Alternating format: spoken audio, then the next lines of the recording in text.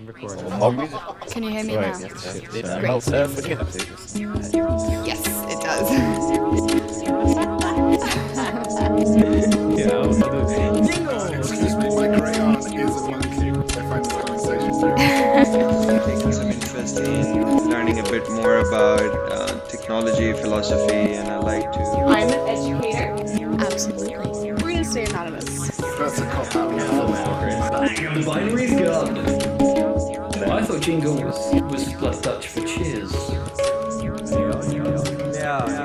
From Warsaw, I'm Chris. From Cordoba, I'm Finn. From Winchester, I'm Lewis.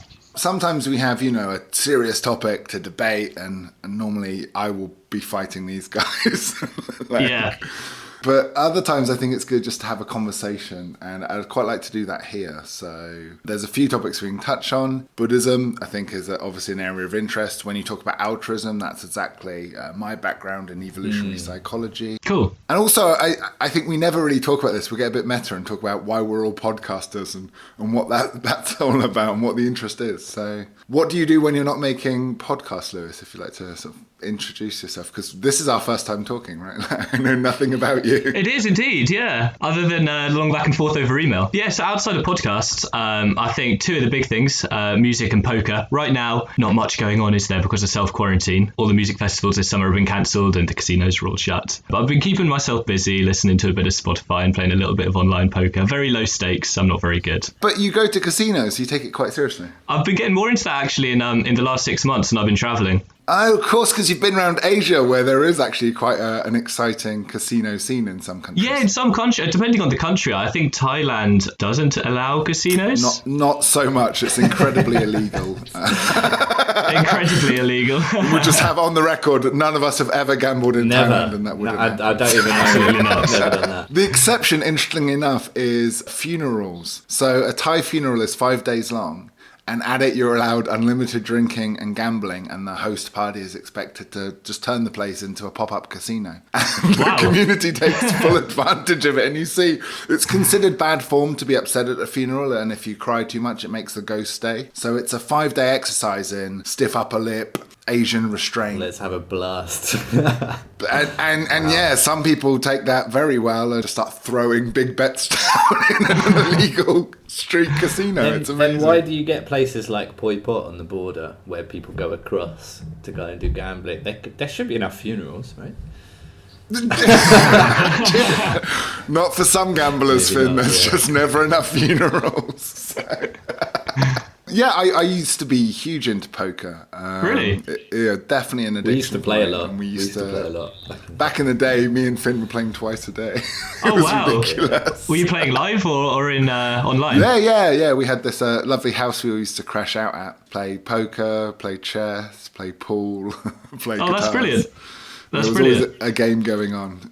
Skate. Yeah, it was amazing. Happy days. As my memory of studying philosophy at university, it was mainly like skating, playing football, and playing poker, and chatting about philosophy while doing it. So Well, we would call it interdisciplinary studies because Yeah. we'd all be studying a different thing and we'd all just sit around talking about it. And I would get some, interesting perspectives from the other fields of definitely, expertise. definitely. Exactly. So you studied philosophy yourself then, Finn? Yeah, I did. Yeah. What about you? Yeah, no, philosophy as well. I didn't realise you also did. I'd always find interesting people, and chat about those topics with like Chris or other mates. So that was always fascinating. Always like bringing philosophy to the everyday person and just seeing what they thought about it. No, I mean, that absolutely is like how it's done. Like, you can be criticised that it sounds like trying to justify being a waste man, but I think it is the case that philosophy is about like just discussions and casual discussions as well with different people. In my house, there was 9 of us at university, and I think the majority of us studied philosophy, actually. The one who actually would do the best on essays was the one who never turned up to lectures at all and would do his essay in about 36 hours beforehand and would copy essentially an online encyclopedia. But, he was discussing philosophy the whole time and getting his ideas that way. I don't know how much of it you can really... you can learn it formally. like lectures are good. I'm not going to say to anyone who's listening, don't go to lectures. But what I'm yeah. saying is like casual discussions are like a really valuable way of doing philosophy. We all know those people, though, that would be in the library all day reading all the books. And a lot of the books at university are written by the staff, right? So then what you end up doing is parroting your own professor's things. And especially at bachelor level, like they just end up reading 80 essays that are written the same. Yeah. Or the textbook says this. Yeah, me having not been corrupted by any of those classes, I was able to disagree with all of the prominent professors at my university's theories, which people were surprised, all the teachers' pets were surprised to learn they actually appreciated, because when you're a professional academic, you're getting attacked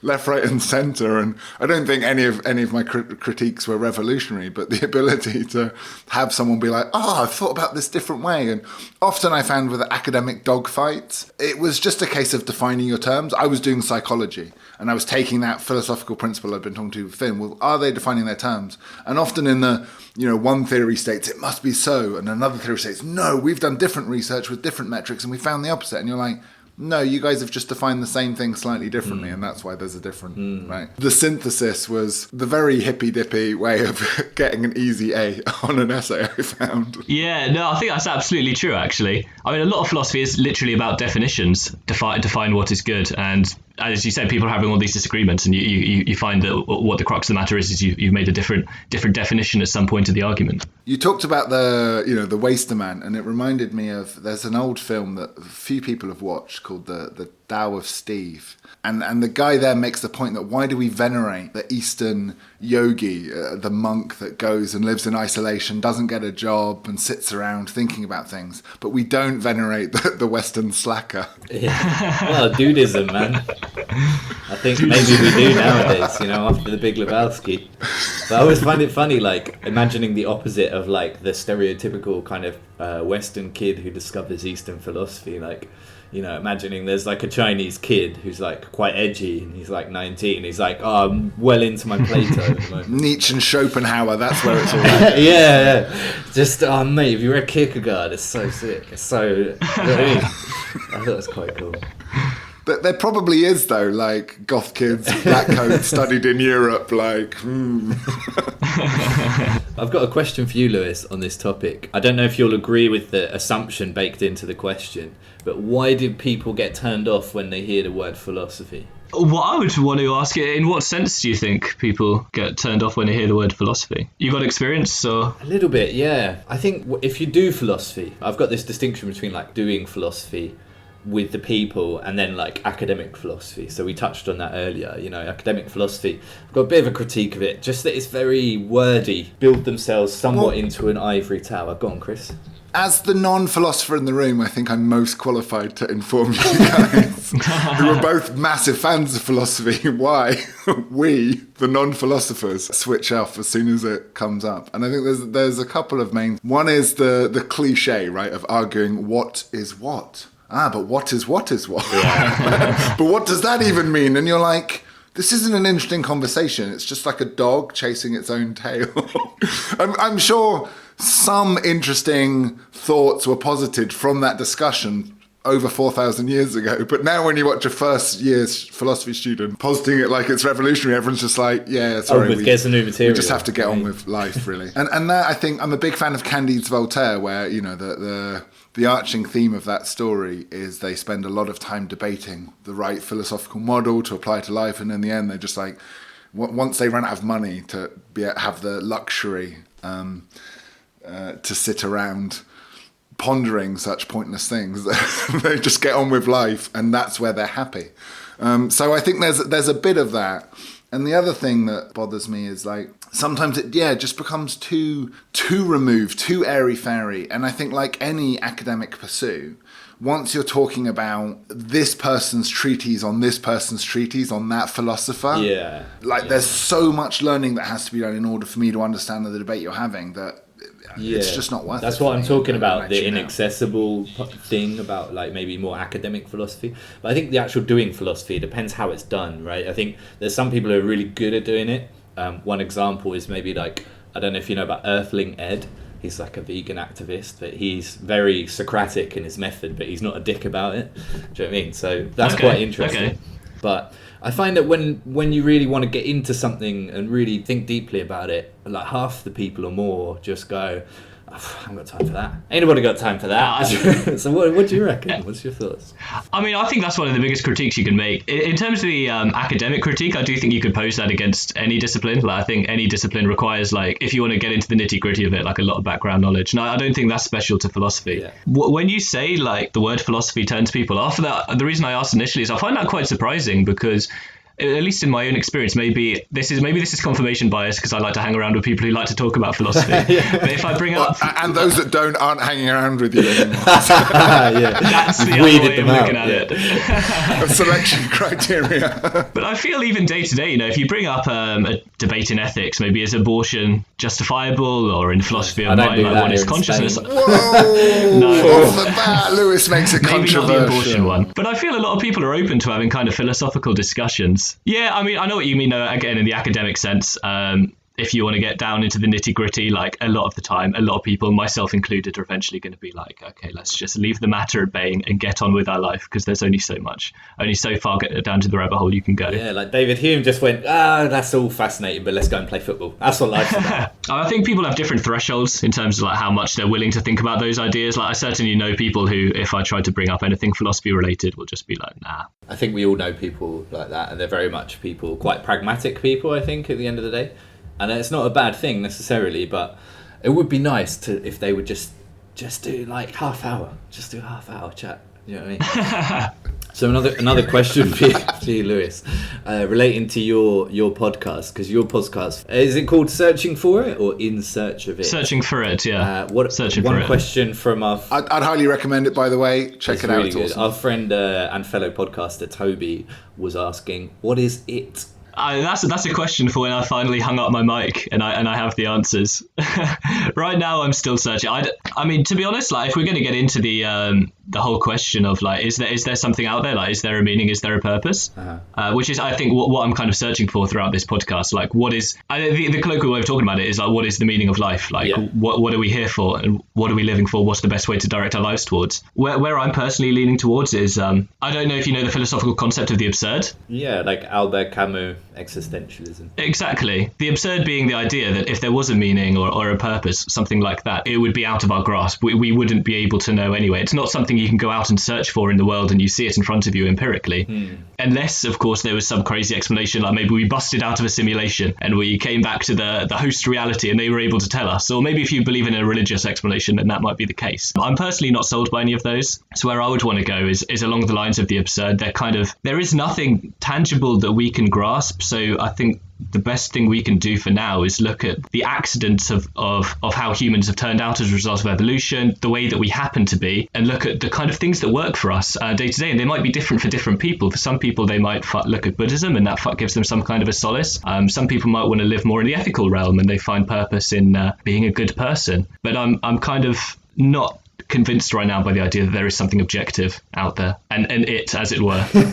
And I quite love the idea that there's not one answer. Like, so you said earlier, Finn, you wished, everyone would be a bit more interested in philosophy, but isn't it great that some people are really interested in physics and go, that's a waste of time? And likewise, isn't it brilliant that there are multiple potential meanings to life and each people are exploring their own, and the rich breadth of ideas we get from that. This program being run 7 billion different ways. True. I mean, I think that's definitely the existentialist way of looking at it, isn't it? Exactly. We can have 7 billion different people with their own different meanings, and that can deliver so much value. I think it doesn't write off the possibility there could be some objective meaning out there. And it's interesting to think about, but I don't know how we would ever go about finding that. I like the idea that there's like one guy who's accidentally found it on an acid trip. He happens to be right. Oh, it's this. Like, no one's realised yet that he nailed it. I really like Camus, The Myth of Sisyphus, and especially The Outsider, L'Étranger. That's such a good book. And I love the idea that the meaning is what you make of it. And I think like our other friend in podcast, Moraine, he's very into this concept, and Buddhism and Eastern thought in general, but this concept of life is what you make it, the absurd hero, the idea that you create meaning in the world, it's like maybe even if there isn't an objective meaning, maybe it's like what you make of it. So have fun. Do you know what I mean? Have fun making your own meaning and searching for it or making it or whatever. And I really like that. And that's the end of the conversation. Yeah, I mean, I find that the most compelling right now. I would, on the other hand, say, though, that I'm not sure to what extent I do find that satisfying. Maybe I'm just a frustrated atheist or a frustrated agnostic. But I would love there to be something that I could cling to, something objective. And the idea that there is nothing and that we're going to die and that's going to be the end of it and there is no afterlife and it's whatever we make of the end of this universe. Some people find that liberating. It's just a matter of perspective. But personally, I just want there to be something else. I don't know if you kind of have that striving. No, I think I've come to terms with it. I mean, the universe is indifferent to whether you enjoy the experience or hate it. True. It doesn't matter. Yeah. I mean, it would be kind of cool if it was like a computer game, like you die and then it's like respawn in That's 3, why I 2, love you'd be like, oh, symbolism, sick, like get another game. Yeah, and symbolism is a frame of reference we can understand. So as you said, like it's entirely possible we don't know and we'll never work out, and it's way beyond our comprehension, like a fish trying to understand a city, Exactly. right? But this is why I think symbolism caught the public imagination. Firstly, because it was written in as a philosophy paper that a layman could understand, right? If this and this, therefore this, so probably this, and everyone went, wow, like blew their mind. It's the first time I'd seen philosophy in the equations, right? The logical symbols. P and Q and all so that. If computer power keeps going up and people want to make simulations, therefore we are most likely living in a simulation, right? And you're like, whoa, cool. But I think the other reason it caught the zeitgeist so strongly is because it was a thing we could understand. And in a post-religious era, for most of the Western world anyway, what you end up with is people going, yeah, I get that. We could be living in a simulation, like The Matrix. I get the reference. And then it became possible once more to have God, to have an afterlife, to have good and bad, to have points that you could score to make you do well in the game. And the theory that, okay, when they reboot the system, if I get a high enough score, they might invite my character to play in the next iteration of the game. It's absolutely crazy. The argument that you mentioned, though, what I find crazy about it is the idea that it does seem absolutely compelling. The maths holds. So Finn, I don't know if you've come across a simulation argument yourself. Yeah, for the people who maybe don't know it, more or less Chris explained it, right? It's the idea that like if it's possible to create a simulation with so Moore's law beings, states that computer power keeps going up. yeah, right? and computers. So if that continues and we're able to create a simulation, it's also possible that, isn't it likely that people like to make simulations of things? People are already doing it now. If those simulations get infinitely more powerful, there will be a point where there is more simulated life than there is biological life. Therefore, we're most likely living in a computer simulation right now. Yeah. That's the one. I like it. I think it was it Nick Bostrom and then a few other people who came up with it. That's fascinating. I don't know what it really means though, because even if that is true, it's not like our earlier thing about the computer game, like the idea like you'd wake up at the end and then like insert coin to continue. Do you know what I mean? I think like even if that was the case, I'm not sure we'd be able to break out of it. So I'm not sure what it fundamentally changes. Do you know what I mean? What do you reckon, Lewis, about that? Do you reckon it would change the meaning of life if we couldn't like break out of it and go back in, or change between simulation and reality? It's all speculation. It's interesting that this should come up though, as the episode I've got coming out next Monday, or a week on Monday, is actually on the simulation theory. So it's something I've been reading quite a bit about in the last month or two. So, and one thing I came across when I was doing my research, and I don't want this to be the takeaway message because this is the most out there part of it, but I was reading an article from the New Yorker. It was a really well researched article. It had access to some of the top people in Silicon Valley, one of the former presidents of Y Combinator, Sam Altman, I think, that's the guy who was about and had access to Elon Musk, all these kinds of people. Really long article. Thrown into the middle of it was the sentence that there are a couple of tech billionaires out there in Silicon Valley who are hiring a team of scientists in order to bust us out of the simulation. That didn't mention anything else in that article, and I found that really strange. Did a little bit of Googling, and there are a whole flurry of articles that came out in the week or two following that, like, saying what the hell is going on here? There are actually tech billionaires hiring people to do this. Apparently Elon Musk is one of the people doing so. That doesn't surprise me at all. No. Not even surprised to hear though, right? There's flat earthers trying to punch a hole in the ice wall on the edge of the earth. And there's those cults where everyone tries to kill themselves so they can join the comet, right? Yeah. Like, It's just the tech version of that. It literally is, isn't it? But it raises questions. Like Nick Bostrom actually commented on this himself, and he pointed out that it's unlikely this is going on a big scale. But if there are people trying to bust us out of the simulation, they should think carefully about doing so, because why should we expect that their reality is going to be any better than ours? There's no reason to suspect that whatsoever. Yeah, that's a good point. Also, what would we do with a computer program that suddenly broke and stopped functioning? It's Exactly, sort of like exactly. with Rick and Morty, where he has a microverse that is his battery. So good. And when he leaves, he goes, look, he's smart enough to know that one of two things are going to happen. Either the battery's going to keep working, or he's going to be running a dead battery that's no longer Go another used. level deeper. True. I think it's human curiosity, though. I don't think as long as there are humans who are curious and we have the technology and the I want to say wherewithal, but I hate that word. The mental fortitude. No, I'm digging myself into a hole here. As I think we're really curious, so we're going to try and do it if we can. Well, this is what all philosophy does to me. It's why it bothers me. We end up digging in a hole. So I love this experiment. I love thinking about it. I found it fruitful and interesting and good to discuss with people about and read about. But then ultimately I realized, we end up at the same place. What is the difference between us being made by a tech genius somewhere or us being a biological simulation made by a god? They're in effect the same thing, right? Practically. Largely, I think we'd probably go about our lives in by and large the same way. Like, you've got the speculative consequences that might come about as a result of it. Like, maybe that would mean there is some kind of an afterlife. We'd have a creator that could be meaningful for a lot of people. But I think there could be practical consequences as well. So you mentioned, Chris, that there are ways in which you might anticipate a creator maybe turning off the simulation if we were in it. Maybe one of the ways in which they might do so is if we were to discover that we were in a simulation. Because let's say maybe they were simulating us to conduct research, to see what would happen if X did Y. It's not going to model their world if we were to discover we were in a simulation, because presumably they wouldn't be in one themselves, or they might not be. It would be a bad experiment. That might risk termination. So we might be ruining their bloody experiment. This is how religions start, right? People start speculating in the absence of any evidence. What might the simulators want of us?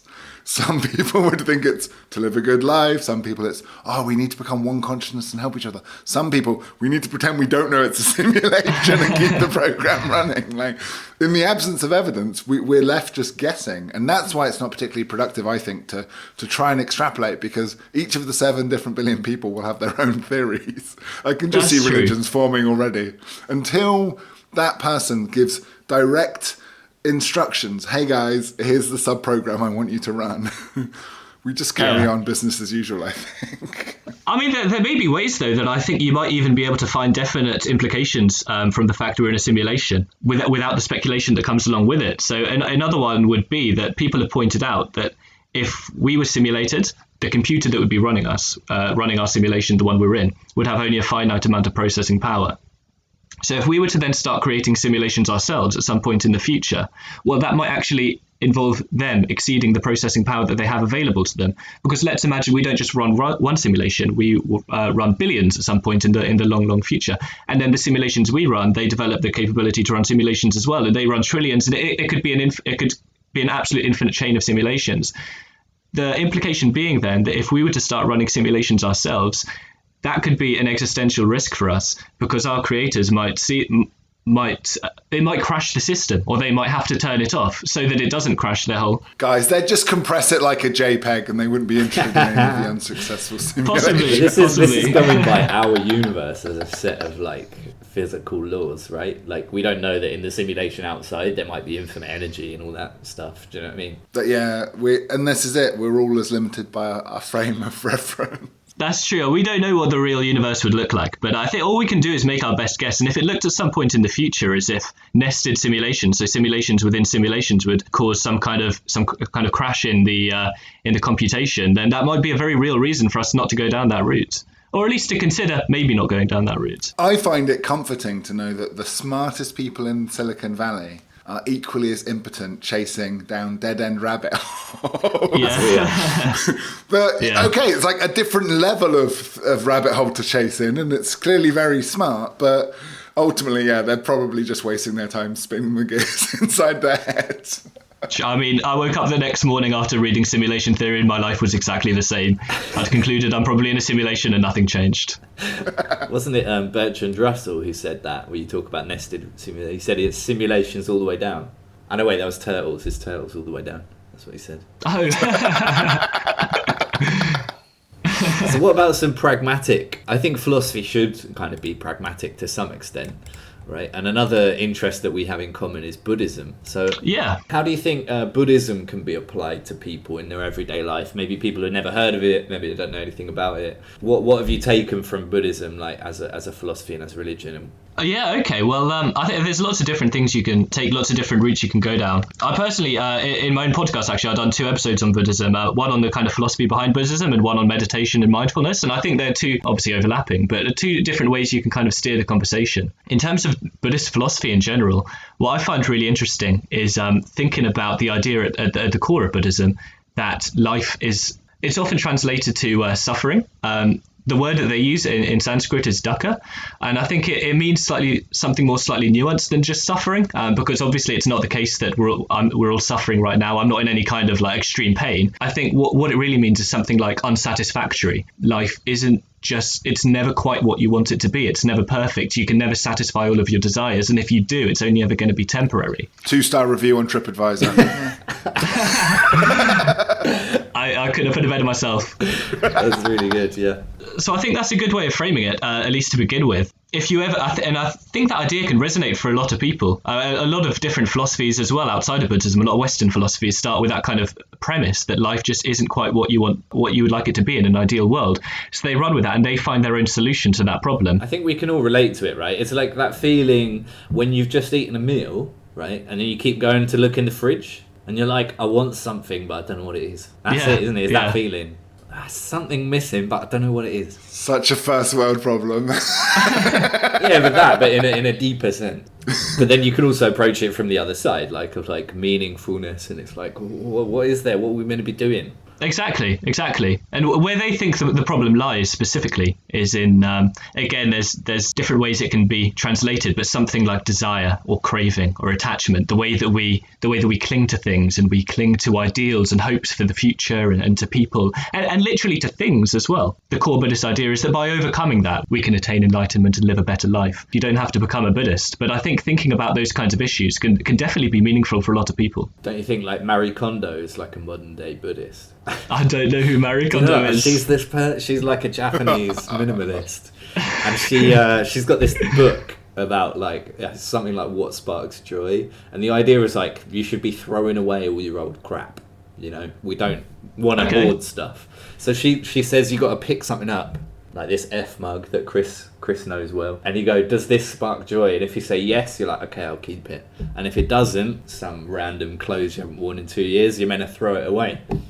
But the thing that I find that's related to all this and that's interesting about it is that I try and practice non-attachment as well as I can, but I find that some objects have like a really strong sentimentality attached and memories and all these things, and I find that really hard to throw away. What I should really do is just take photos of all those objects, put them on the cloud and throw them all away and be a minimalist. But you know, I think you can tell looking at my flat I'm not really very minimalist. But why? Like, this is what I find interesting with, you know, Buddhism has some great teachings, but as soon as people, and I think this is a very evolutionary psychology perspective I'm about to throw out here, but I think we look at Buddhism, we like the teachings, we say, how do we get the high score in that? We want the prestige and the status. If we've decided this is the best way to live, right? We're looking up to our elders in the village. How do we become better at that than everyone, right? Like, I want to be the best Buddhist, I want to be the best meditator. I feel guilty that I'm not throwing my objects away. Why? Like, it's okay to have some things. Like, and I just think we get trapped on that rail that human programming runs on so easily. We go from, okay, life is tough, this might be a philosophy to help, to self-monitoring and monitoring others. Is that person being Buddhist enough? Am I being Buddhist enough? Am I doing it? And it's just fascinating to me that that's a trap we fall into so easily. I've known many people that went and did meditation retreats, and they were frowning at other people who weren't taking it seriously enough, and they were, I'm taking it really seriously, I'm meditating the hardest. And you're like, that is ego. That's definitely ego. You're not destroying ego harder than anyone else. You're getting the high score at destroying your ego. No.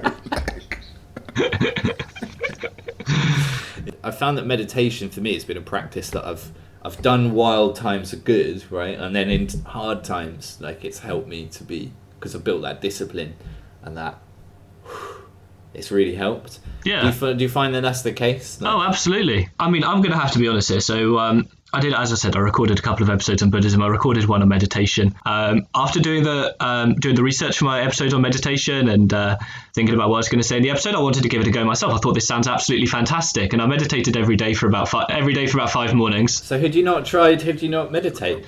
I had before doing the episode, and I mentioned this in the episode, I'd kind of use meditation as a get out of jail kind of card when I was feeling anxious or stressed or something. I would meditate for 10 minutes and get my mind back at ease. But what I learned is that actually within Buddhism, the context of Buddhism, meditation can be used for so much more than that.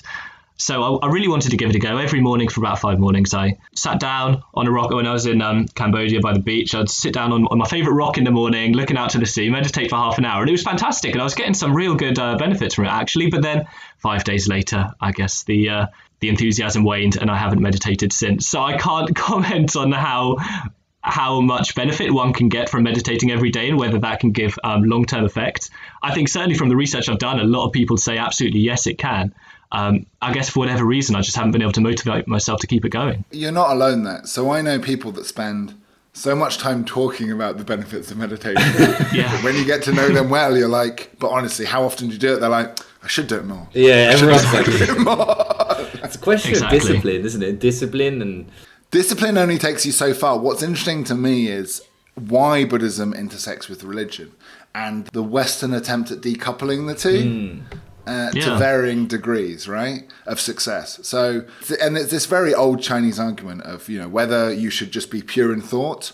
And then there was, the greats who were like, no, like, unless it's a socially dictated program that you have to get up in the morning and do this thing, people won't do it and the behavior doesn't stick. And this is why it gets coupled with religion. It's like, you must do it because otherwise you'll go to a hell. Even like in lots of Asian countries, people think Buddhism doesn't have ideas of hell, but they do because it's coupled with the old religion that existed before and this societal top-down pressure of, okay, guys, this is how people should live.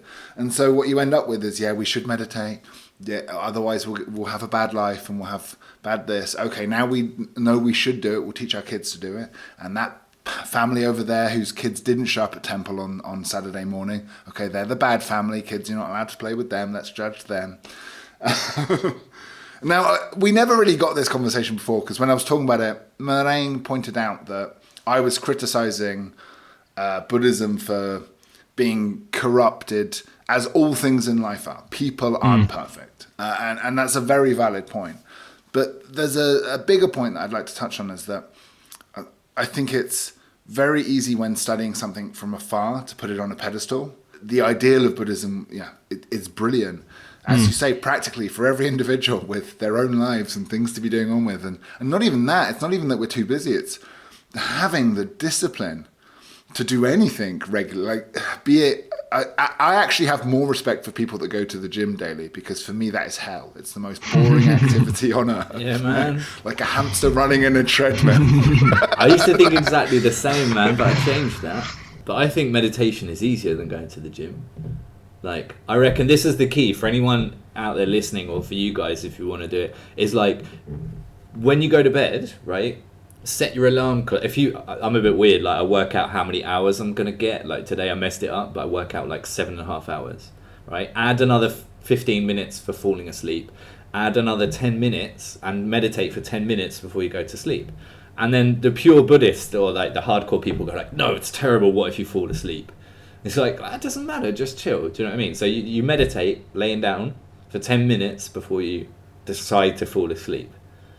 And you're going to be doing that every day anyway. You're going to bed every day. Do you know what I mean? It depends on what you want to take from it, really, though. Like certainly this whole meditating before sleep, like if you're just doing it for the sake of de-stressing after a day, ridding yourself of anxieties, I think that can be fantastic. But I think we can't totally separate meditation from essentially the pursuit of nirvana, which in Buddhist philosophy is what you're trying to get there.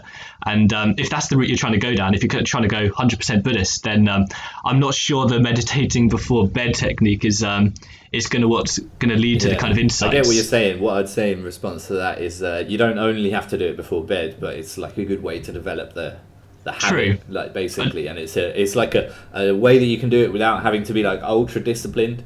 You can get 5-10 minutes every day, and if you fall asleep, like it's not that big a deal. Do you know what I mean? Whereas like I know what you're saying, like the sort of more purist or the more maybe religious Buddhist people might frown on that, and I know that I've listened to a lot of different people talking about meditation, and some of them are very like, you shouldn't fall asleep, that's terrible.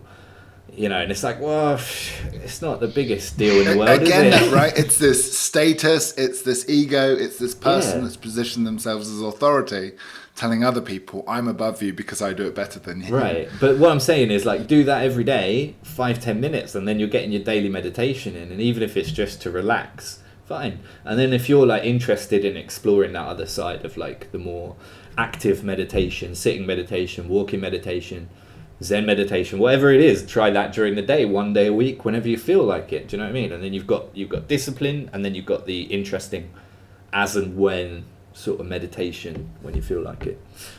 Yeah, I'll take your point, actually, to be fair, because as you say, everybody falls asleep every day. It's something you're going to be doing anyway, and you're not doing anything else when you're trying to fall asleep. It's maybe a gateway to then maybe doing it with more frequency and more intensity later on, if you so choose. Exactly, yeah. And what I find is people are doing stuff though before they go to bed. Like, who doesn't lay there at night and go like, oh my god, tomorrow I've got to do this, and then I haven't done that thing I was meant to do today. Do you know what I mean? It's like you get on a train and then whoosh, you get on that train of thought and you go off. Do you know what I mean? And then you're awake for a long time. And then you're awake for a long time, or you just get bored of your own brain and fall asleep. But I really like that train analogy. Someone told me that once. It's like the thoughts coming and going. Do you know what I mean? Because you're not trying to control your thoughts. That your thoughts are coming and going. They're like trains, and you're at the train station. Do you want to get on the train, or do you want to wait and let the trains go? Yeah, distancing I like yourself that, actually. from that.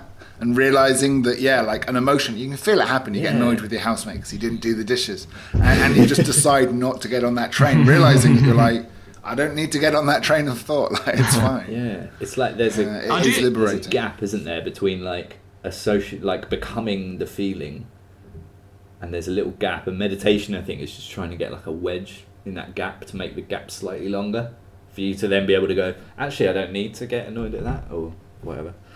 No, absolutely. I think that's exactly what it does. You start to realize that these thoughts that are being like thrown at you, they're not you. Like, you're not choosing for these trains, as you say, to come into your mind. So why should you feel obligated to hop on every train? I think that's a really good way of looking at it, actually. And then when you've been meditating for a while, you can say, actually, no, like these things, they're not me. I don't need to get bogged down in this. I don't need to cling to this. I'm just going to focus on the things I want to focus on. Chris, a question for you about this. Yes, mate. The idea of like getting that wedge and not identifying with your thoughts, this is something that Eckhart Tolle talks about, right? It's like you don't have to become your thoughts. It's very long-winded, but basically he thinks we've got a pain body and you identify with the pain body and that causes suffering. So he's saying like, just don't identify. But like from a psychological perspective, is there an element of like running away from feelings and not dealing with them properly and emotions? Do you know what I mean? If you just don't associate yourself and just go, I don't need to get angry about the dishes. I mean, as a repressed British male rather than a psychologist, I can associate with, very good at pushing That's feelings my question. down. How much is repression and how much is Not just dealing healthy with them dealing healthfully. with emotions? Right. I think, again, like Moraine said it well in that just because a coping mechanism is bad doesn't mean it's not okay, right? Like, so although, in hindsight, that wasn't the most, textbook example of perfectly dealing with your problems. Sitting down, acknowledging it, doing the appropriate course. We're all irrational beings that get emotional. I think that's okay as well. Like, I don't think anyone should try and use Buddhism to deprogram themselves of emotion. Like, as I've said before, I think these emotions are valid responses to stress and stimulus. It's like they're necessary for something. They're giving us the a housemate message. example. If every day is miserable and with living with some people, you shouldn't meditate your way out of worrying about that. At some point, you should acknowledge that there's a problem and get the fuck out of the house. Or get them to bloody There's only so much put you in can their room, brush bucko. the feelings down. Just go full Peterson on them. Do you know what I mean? Sure, but I don't think Buddhism's the problem there, because actually it's not that Buddhism, that's a misunderstanding of Buddhism, right? That it's stopping thinking. people are like, oh, you just turn your brain off, and like you're placid like a cow. And actually, as we've said, Buddhism, you can think on things, but it's just thinking in the moment about that thing rather than worrying about what you have to deal with tomorrow. Okay, housemate just did that. Let's live in that moment. What's the best way to respond? Okay, I'm getting emotional there. I've got on an emotional train. Okay, let's stop that. It's still okay to think about things, but just calmly and empathetically, which probably will lead to a better life. Even if it's just, okay, I'm going to go have a polite conversation with my housemate. That doesn't fix it. Okay, time to move in with someone who's more aligned with my level of hygiene standards. Which leads me on, I think, it's something Lewis touched on a couple of times. Firstly, when talking about Buddhism and reaching nirvana. And before, when he was saying, if he found the it he was searching for, maybe he would stop doing the podcast. Now, there's actually that very same debate in Buddhism between those Buddhists who believe that the object is to reach personal nirvana, escape the suffering, and those Buddhists who say that, no, it's not possible. As a solo mission. Your job is to understand nirvana and make society a better place so that we can all reach nirvana together. And I think that is an interesting debate, and it just shows that there isn't a Buddhism, there isn't one path that someone's on, but there's always these nuance and debates and conversations that are happening. I just want to grill on that really, like, how do we separate ego from teaching, and how do we know when's the time to teach people what we've learned about Buddhism, and when's time to be humble and just learn. And what's your opinion on that? Because you've been around Buddhism, Chris, for years and years, right? I mean, you spent a lot of time in Thailand and... Yeah, so it's been interesting. My experience is different to others because I saw Buddhism as a lay person first, as a religion first, as a community first, before I studied it as a practice. And then when I started reading the books, I was like, oh, okay, like a different level of understanding, but also a disconnect between a Western person that's gone on a holiday to Asia to study that as a philosophical exercise versus how most people who you would class as Buddhist live and experience it. And for me, there is this dream that's been sold that there's this Buddhism where people are wise and kind and empathetic. And as we all know, people, it ties us together beautifully in a warm message that we all are one. And the one, unfortunately, is often racist, classist, judgmental. Yeah, but not you. Egotistical, yeah. But we all share that, so at least we have that in common. I'd like to do a quick analogy there. I was talking to one of my mates the other day, and he was saying about in reggae, like the whole unity thing, and then he was like saying about right-wing people in reggae as fascinating, and he was like, yeah, we're all one, one consciousness, one unity, except the fascists, you're not welcome. Do you know what I mean? It's probably the same with Psytrance, isn't it? It's like, how are they fascist? I think it's interesting what you say though, Chris, about your experience in Asia and how you went out there, like trying to find these philosophical answers and whatnot, because I certainly found my experience actually in the last 6 months is the way the Buddhism is practiced can be, I think, sometimes quite different from the way that it's actually talked about kind of in the literature. So you see a lot of kind of cultural traditions out there in terms of like shrines and giving offerings and that kind of thing, and bowing in front of monks, when in actual fact I was surprised to learn that these kinds of things aren't really integral to Buddhism. Like there's a lot less frills when you're reading the literature and looking at what Buddhism actually is at its core than you would expect from what you see in the movies, really. And I think that when you see the practices, I think in a lot of places around the world are actually, I think, more cultural traditions than they are actually part of the religion at its core. And I think the religion at its core is something that can be applied to anyone in any circumstance, like anywhere around the world. Lewis, what do you make of this distinction between exoteric and esoteric?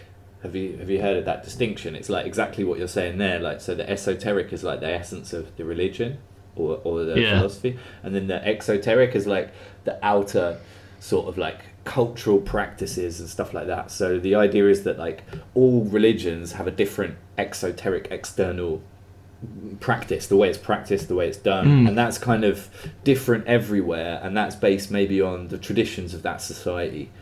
Whereas when you go more into the center of the circle, the esoteric, you begin to see much more overlap between all the different religions. From what I can tell, in the middle, right in the middle there, is the main idea of like the golden rule, basically. Just don't be a dick. Be nice to other people. Like, treat other people. That really is how the golden rule has been translated these days. Yeah, that's what it is, though. Treat others as you want to be treated. Just don't be a dick. Do you know what I mean? So that's a fascinating thing. So there's all this culture and around the edge and all this kind of stuff from the society before. It's a bit like in Islam, you know, when people say about wearing the hijab, the naqib. It's like this was a cultural practice in the Middle East before Islam.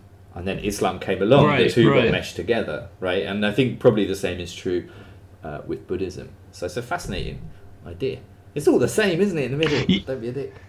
No, in a sense, it's not surprising, given that a lot of modern day, not all, but a lot of modern day religions came from the same starting place. And then as well, I think Hinduism and Buddhism, I think, had a lot of overlaps in their origin as well. Yeah. I haven't read it myself, but my friend was talking to me about Jordan Peterson recently. I haven't read any of his stuff yet. We love JP on this channel. Big fan of JP on this podcast. But I think he made a similar argument, right? At least my friend was telling me that when you look at all the different world religions, at their core, there's actually an awful lot of agreement there. Yeah, Karen Armstrong does a beautiful book about it called The Golden Rule, pointing out how all these religions came up with the same golden rule at the same time. She posits the theory that it's because of the invention of the wheel. So you always had the idea of you could raid your neighbouring village, but they were only a horse ride away. And you could only take what you could carry on a horse. Once you had the cart, you could take everything from the village and all the women as well. And once that came to fruition, everyone started realizing, okay, we need to start treating people how we want to be treated. Otherwise, every progress in society falls apart and it just becomes a bunch of barbarians attacking. So is the thought that that's where religion came from, or is that where ethics came from, according to the book? That's the thought. They used to not be disentangled, right? Like it was Jesus, right? Didn't say, make a religion out of me. Buddha actually actively said, don't make a religion out of me. They were just ethicists and philosophers of their time. I'm not the Messiah. Yeah. Yeah. No, Buddha actually said, right, don't make a religion out of me, please. It's a famous Buddhist teaching. They were philosophers of their time and their ideas spread. And a lot of that and the merging of it comes through this trade route, such as the Silk Road, India to Southeast, which is Asia. Which is why you get the fusion of Buddhism and Hinduism across Asia. It's the greatest hits, right? It's now that's what I call philosophy traveling along those routes, right? Like the highlights, sure, because only the cream rises to the top, and there are arguments, if you want to get into it, that Jesus is the greatest hits of 200 of the best philosophers of that era. The same as likely Buddha, especially when you have an oral tradition of telling. When I tell a story, if I'm about to bring a fourth character into the story, do I introduce him? Does that make for a better story? Probably not. So, okay, Finn just becomes that much more whimsical when I retell the story for the 12th time. So I think you get that blend. And then, as you've said, every country it goes through, it fuses to the local culture. And so what you end up with, and I hinted at this with what I said earlier, is the culture is you must go to temple on a Saturday, and then that temple becomes teaching more Buddhist philosophy than what it was teaching before. So then it becomes you must attend Buddhist services on a Saturday. And the whole thing just fuses in people's mind. For strong atheists, that's an evil, horrible thing that's ruining people. For, as we've said, it's hard to do practices like meditation if it isn't socially enforced, if it isn't a habit, if it's completely decoupled from your day-to-day life and society. If it's not a religion, it's quite hard to tell your employer, I need to spend 10 minutes meditating. But now it is, that hopefully would be accepted by most people as a practice. Yeah, I think you're right. Oh, it's definitely moving in that direction. We had a mindfulness workshop actually in my last workplace about 9 months or so ago, which was actually it was a really brilliant day. It's nice to see they're taking that kind of thing more seriously. I found it especially interesting actually when I then after the fact came on to be doing my research about Buddhism and meditation, because mindfulness in a Buddhist context is really quite different from mindfulness in a Western context. So I think within Buddhism, it's more about like an active attentiveness to the world, while of course like not clinging to things as they pass through you. And I think when you look at mindfulness in just a Western context, it's that first part. It's the not clinging to things, not letting things bog you down, but it's less about the actual active observation of the world. Because I think for Buddhists, they want to use mindfulness to actually find truths, to find enlightenment, to see the world as it really is. But in a Western context, it's just about de-stressing. It's not about finding any kind of truths or seeing the world in a particular way. I saw a beautiful meme about it, which says like that highlights that problem, in that workplaces are using it to make workers more productive. So it's like, oh, we're really stressed. Yeah. We don't know how to deal with it. And they're like, could you pay us more and hire more people so we don't have so many responsibilities? So we were thinking more like a mindfulness workshop and yoga on Wednesday evenings. What about more practical concerns of Buddhism, meditation, philosophy? Maybe we could talk about giving and altruism. In Buddhism, the idea is to let go of your ego, and then in theory, you can do altruistic things. You can be a good member of society. You can do the right thing. Whereas egoistic altruism, on the other hand, is doing stuff because you feel good. Basically, it's like I give to charity because it makes me feel better and raises my standing in society. Yeah, like you're doing it for yourself, really, but it has a great effect on the world, right? So, like, what's the difference between those two? Non-egotistical altruism or egoistic altruism, if that exists. So, if you're an altruist, do you need to dissolve the ego in the way that a Buddhist would? Right, that's my question. I certainly would count myself as part of the group that would want to say, if what you're doing is what's going to maximize the amount of good that you're doing, do it. If that makes you feel good, or even if you're doing that because it makes you feel good, or because you're going to get some kind of social standing, like, great, that's a double whammy. But so long as you're actively contributing something to the world, you're probably doing an awful lot more than most people. So you're a utilitarian. About as utilitarian as they come. I've been exposed already. Even the act of judging someone for doing something for the wrong reasons falls into our established societal norms. I think it predates Jesus, but it's a Christ teaching, right? If you're giving for the wrong reasons, you look to someone's heart, and if they're giving for the wrong reasons, that's the problem. And the reason why we have that as a rule is because I think evolutionary psychology, Stone Age mind, it's really important to understand when someone's giving. Are they doing it because they're a good person and that behavior will be consistent, or will they only be good when there's an audience? You have to know how they're going to act in a different context. Yeah. Yeah. And that the theory of it is, to simplify, when we go out to kill a woolly mammoth, after I've killed the woolly mammoth with you, what's to stop you from having spent the last months telling everyone what a good person you are, killing me, saying, oh, whoops, the mammoth got him, and so there's more meat for you and your family, right? Yeah, so I think what you're saying there then is that one's altruism, it depends on how egoistically motivated that is, to the extent that it might bear on their future altruistic efforts. But if we're assuming that one's altruistic efforts are going to be consistent either way, if we're looking at this like one is going to produce the same amount of output either way, does it matter whether or not it's egoistically motivated? If we're running with that initial assumption, I can't see why it would matter. Logically, yes, but I'm saying we have evolved hatred, like a disgust on an evolutionary level, not even on a logical level, to distrust and detest and gossip about people that do the right things for the wrong reasons. It's something that, as you say, even if logically it doesn't make a difference, you'd be fighting against the evolved human nature of really not trusting people who do the right things for the wrong reasons. That is why I think we are so against it. I don't think that comes from the teaching of Jesus. I think it predates it. Although a greedy, evil person might do massive benefit for society, there's going to be a very uphill battle convincing everyone, okay, let's let it slide.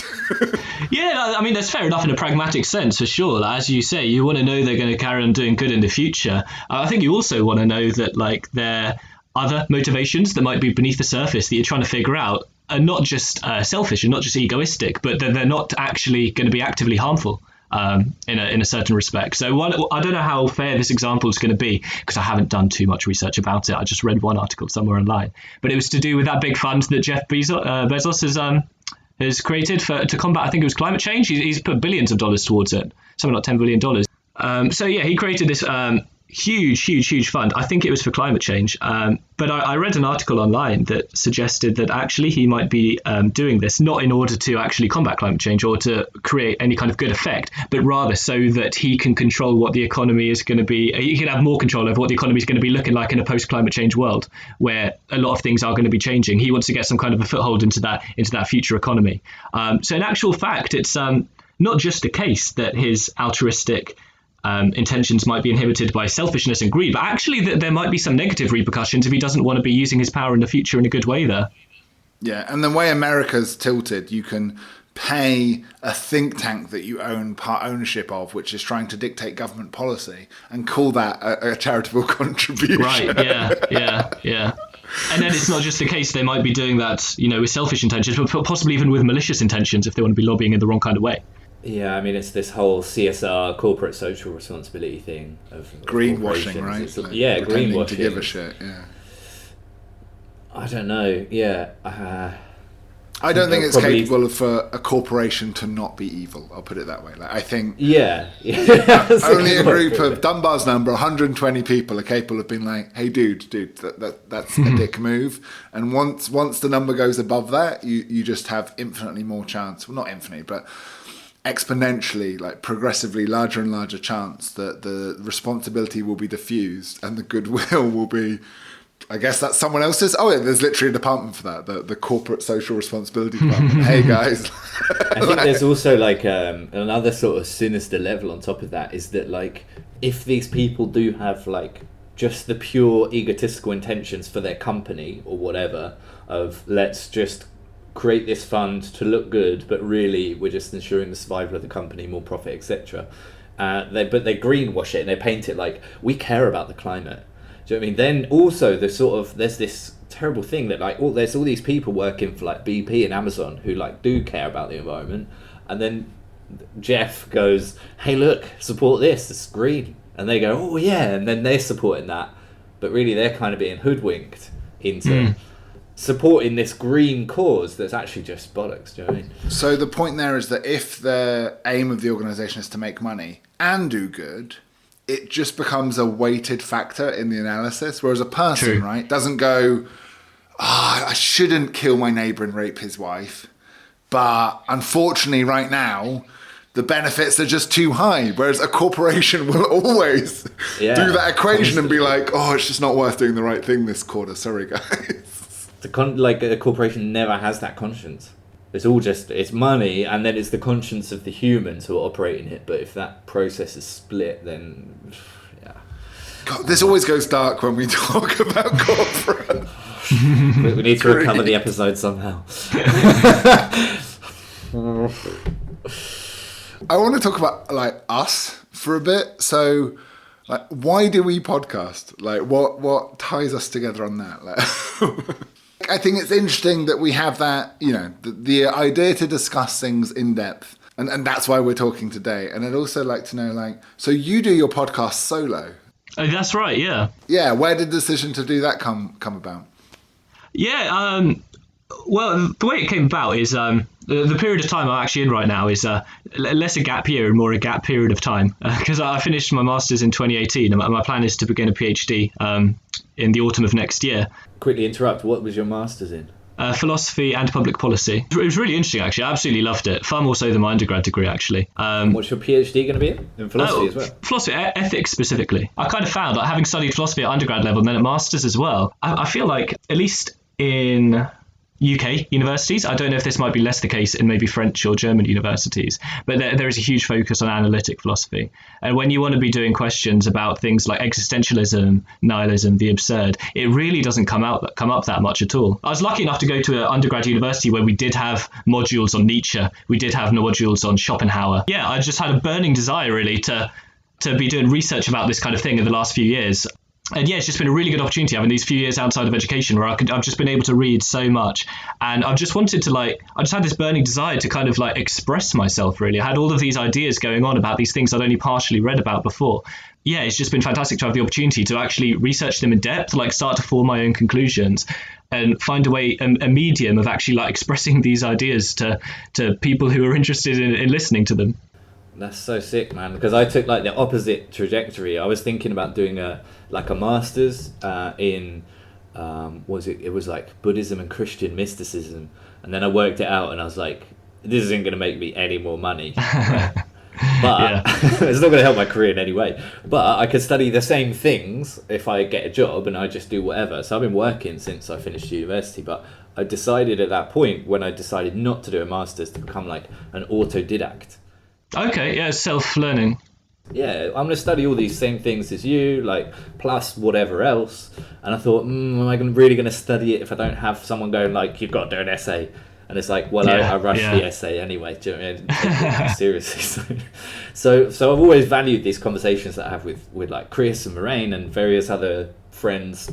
And doing the podcast for me is like a way to continue to push the autodidact side of things and to continue learning. Really, I always love learning from Chris and Moraine and like guys like you, the guests we get on, and the homework and the reading we do in preparation for each episode. Right, it's a little bit of an obligation to make us look into things in a bit more detail than like I got stuck in a Wikipedia hole. Do you know what I mean? So it actually structures it. Like, I find the same thing. Like, I've committed myself to doing an episode every month, which means, there's some structure in place to mean that, for example, I'm reading Kierkegaard right now for a future episode, and there's only so long I can put off reading him for, because I've got to get that episode done by a certain date. Nice.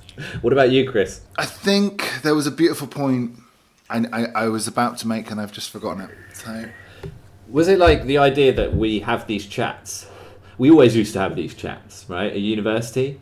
Like, as we said at the beginning of the episode, we used to sit around and drink tea and play poker and philosophize and discuss psychology and anthropology and history and all that stuff. And those were like the prime days for those conversations when we were at university. Yeah. Since then, it's kind of petered off somewhat. Like, I always try and have these conversations. Exactly. And sorry, Lewis, how old are you? 24. Yeah, so I think it's remarkable. Some of the differences we've discussed are literally born of that difference. The laziness with which we approached our studies, sitting around, was because it cost nothing. So when we studied, like, why wouldn't you do that? It was like, it was costing you $1,000 a year. You're like, like, whatever. Like, and the government would loan you that money that you pay back over ages. So I think that's a lot of the differences. Whereas now, obviously, if I paid the amount that you guys have to study, I would not be pissing it up the wall. You're 50 grand. But we don't have that regularity, right, Chris? Like, we used to have those conversations. Well, exactly. So also being this age, I can't live in a house of 9 people anymore. Like, I find it far too annoying. I think we would kill each other. So I really miss that social interaction that we used to. And so for me, the podcast is a social thing, and it becomes an opportunity for these chats. We recorded an episode last week we decided not to publish, and I said, like, guys, this wasn't a waste of time for me. I like just sitting around and talking. It was brilliant. And I don't think people do enough. The point I was going to say before, you reminded me, Finn, of the debate I see a lot of musicians go through. When you do something for love, or you do it for money. And I know a lot of musicians who, they want their full-time job to be being a musician, but obviously unless you're that 0.1% that gets massively successful, there's not much money to be made unless you're playing covers in a restaurant or doing weddings or something. The question is whether it's good to be doing a lot of that and then occasionally do a bit of what you want. Or I know some other very good musicians who have full-time jobs doing something, and the only music they make is the stuff they love and they really care about, and they never do a cover. It reminded me a little bit of how a lot of people in academic circles are actually forced and couched to study certain things, not based on their level of interest or intellect or what's interesting to study, but based on the economic incentives put in place. And so you will get funding to do certain things and not others. I could have easily got a PhD if I'd have done a study which showed either religion in a positive light or religion in a negative light. But a lot of my masters was kind of synthesizing the two and being like, here's the salt, here's the sugar, here's the truth, here's the nuance, and no one pays you to do that. Whereas if I'd have gone either extreme, there would have been a funding group that would have done it. Likewise, Lewis, with what you were saying, how I'm not surprised it's difficult to study certain things because they want statistics, because you can't get funding unless you're presenting numbers at the end. I mean, to be honest, I would say it's less the case with like certain continental philosophies not being studied in a lot of Western universities. I think it's less the case that's because like it's not economically viable, because I don't know why that should be any less economically viable than some like abstract fields in epistemology. I think it's rather just a case of fashion, really, and culture, that these kinds of things have never really been studied at UK universities. Which is a shame. And so you'd have to have a professor you'd be studying it with, sort of thing, and a university that would want you teaching exactly, it, and those being an professors are expert. few and far Yeah, between. One hack I have found with psychology, the areas which are less interesting to study, unless you provide a lot of data and a lot of is people would do meta studies. So like, okay, I read 4,000 studies that other people have written. They do that. They're all qualitative, and here are the results for it, and here's the nice table, and here's the percentages, and here's the nice summary. Yeah, I'm going to be honest. I think I'm going to be going against the grain a little bit here in terms of the opportunities people get to do research in things like philosophy. I think a lot of people within philosophy, and maybe I'll come over to this school of thought in a few years' time, like if I begin a PhD and I start to do this a bit more, a bit disgruntled by the fact there's not really, as you say, like incentives to be doing the kind of research they want to be doing, and they'll get a job and they have to be teaching these kinds of things they're not really interested in, and they can't do research on the topics that matter to them. To be honest, like I personally think a subject like philosophy that has limited economic viability, it's not something you can market so well. You're not going to be doing research, you're going to be selling to companies, that kind of thing. I think it's fantastic that anybody is paid to be doing philosophical research on abstract issues like ethics on a full-time level. I just think it's really cool that it happens at all. Beautiful. I think that's the problem that's happening now, that university's so expensive. A lot of the boomer advice is, well, you shouldn't be studying something that's not going to get you a job at the end of it. And that's a really sad way of looking at further education, of just like, oh, it's just job training. Cool. What's best for the economy? Yeah. Well, we talked about that in our episode on education, didn't we, Chris? About should education be this like ideal that we strive towards, that's for the betterment of society and the individual, or is it just like what can it get you a good It's job? very hard though to explain to a labourer that a percentage of their taxes should go to people studying philosophy, because you never know when 1 in 100 of those philosophers might come up with a breakaway theory that revolutionises thought. That's quite an abstract argument to make. That's true. Guys, I think that's a beautiful point as any to end it. Does anyone have an inspiring quote they'd like to share? I've got one from the Tao Te Ching. It kind of relates to what we've been saying. Trying to control the world, I see you won't succeed. The world is a spiritual vessel and cannot be controlled. Those who control fail, those who grasp lose. Some go forth, some are led, some weep, some blow flutes, some become strong, some superfluous, some oppress, some are destroyed. Therefore the sage casts off extremes, casts off excess, casts off extravagance. One that's from Lao Tzu. From Warsaw, I'm Chris. From Cordoba, I'm Finn. From Winchester, I'm Lewis. Thank you very much, guys.